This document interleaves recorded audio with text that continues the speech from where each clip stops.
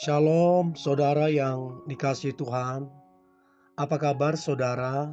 Saya berdoa saudara dalam keadaan baik, sehat kuat, serta berlimpah-limpah dengan ucapan syukur. Firman Tuhan datang kepada kita hari ini. Tuhan adalah gembalaku. Sebelumnya, marilah kita berdoa.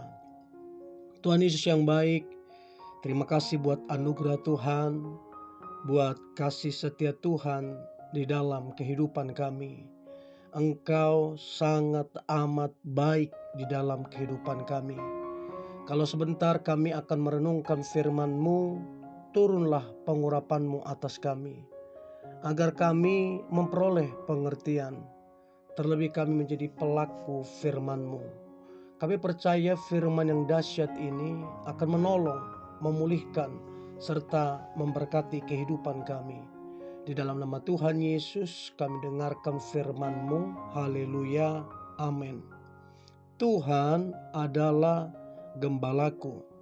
Mazmur 23 ayat yang pertama sampai ayat yang ke-6. Mazmur Daud. Tuhan adalah gembalaku, takkan kekurangan aku. Ia membaringkan aku di padang yang berumput hijau. Ia membimbing aku ke air yang tenang. Ia menyegarkan jiwaku. Ia menuntun aku di jalan yang benar oleh karena namanya. Sekalipun aku berjalan dalam lembah kekelaman, aku tidak takut bahaya, sebab Engkau besertaku. Gadamu dan tongkatmu, itulah yang menghibur aku. Engkau menyediakan hidangan bagiku di hadapan lawanku. Engkau mengurapi kepalaku dengan minyak, pialaku penuh melimpah. Kebajikan dan kemurahan belaka akan mengikuti aku seumur hidupku, dan aku akan diam dalam rumah Tuhan sepanjang masa. Saudara, Tuhan adalah Tuhan yang baik. Dia adalah gembala kita. Domba adalah binatang yang paling sering disebut di dalam Alkitab.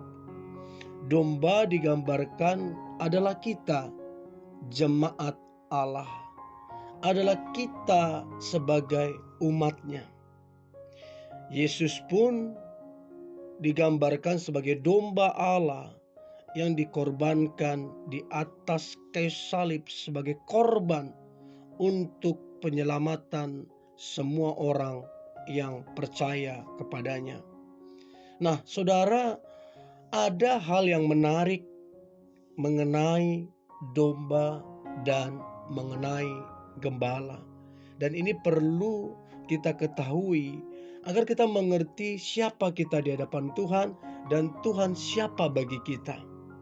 Nah, yang pertama adalah domba adalah hewan yang berkelompok. Jadi domba itu jarang sendiri-sendiri ya. Dia biasanya berkelompok. Dia mengikuti gaya dari domba yang lain. Kecenderungan berkelompok untuk juga melindungi diri dari pemangsa. Nah, sama halnya dengan kita ini adalah makhluk sosial. Artinya kita membutuhkan orang lain. Kita nggak bisa berdiri sendiri.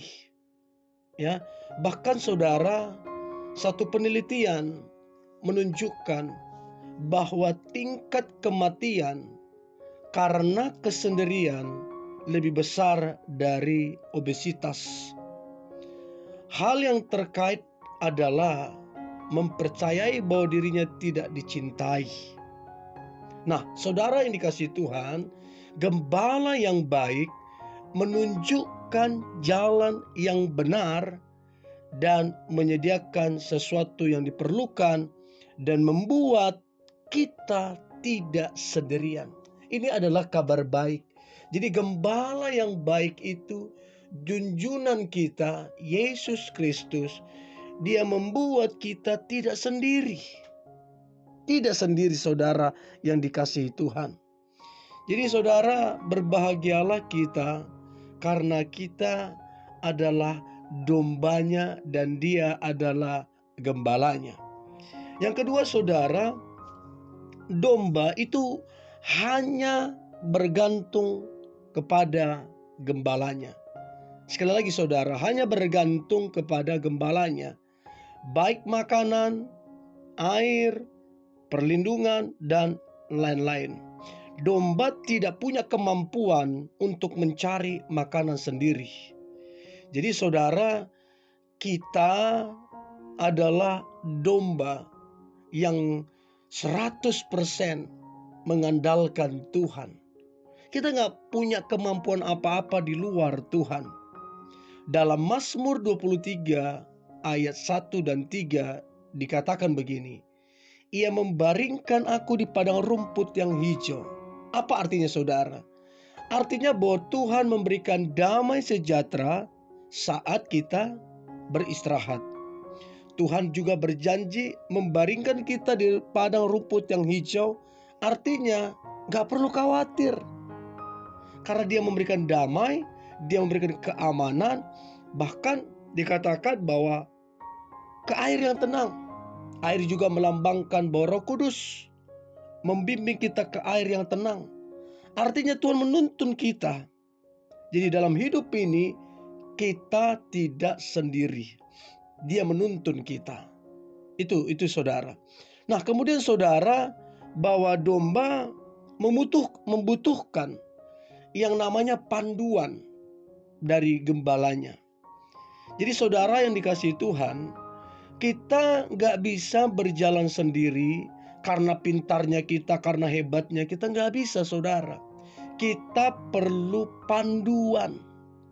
Tanpa panduan itu, maka kita akan tersesat, terhilang, bahkan terancam saudara yang dikasihi Tuhan.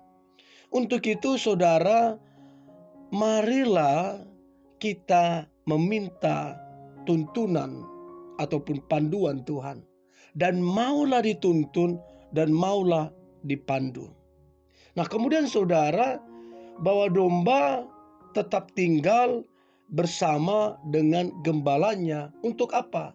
Satu rasa keamanan.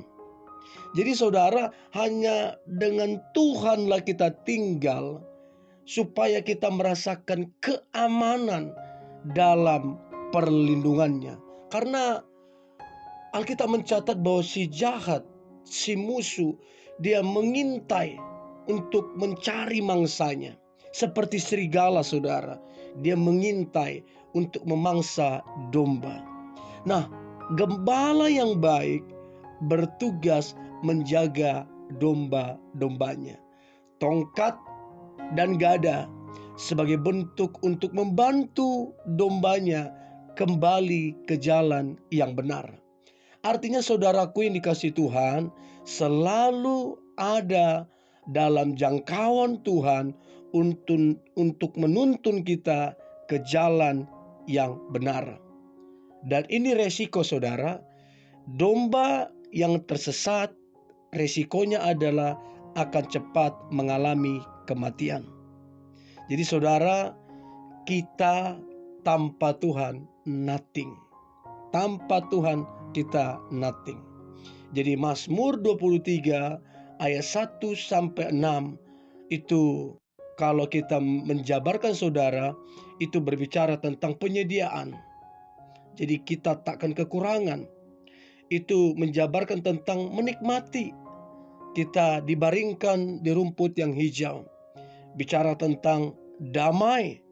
Dia membimbing kita ke air yang tenang. Bicara tentang pemulihan juga saudara, menyegarkan jiwa kita. Bicara tentang tuntunan, menuntun kita ke jalan yang benar. Bicara tentang penjagaan, tidak takut dalam lembah kelam. Bicara tentang menenangkan, karena ada gada dan tongkat. Bicara tentang mencukupkan, menyediakan hidangan. Bicara juga saudara tentang pengurapan, kelimpahan dan berkat Tuhan yang luar biasa. Haleluya. Mari kita berdoa. Tuhan Yesus yang baik, gembala kami, junjunan kami bersyukur kami sebagai domba dan Tuhan sebagai gembala kami. Ada proteksi, ada perlindungan, ada penyediaan bagi hidup kami. 2025 kami adalah domba yang dituntun, diarahkan, bahkan dibawa kepada rumput yang hijau. Kami tenang bersamamu, kami aman, dan kami diberkati. Di dalam nama Tuhan Yesus, 2025 adalah tahun berkat bagi kehidupan kami.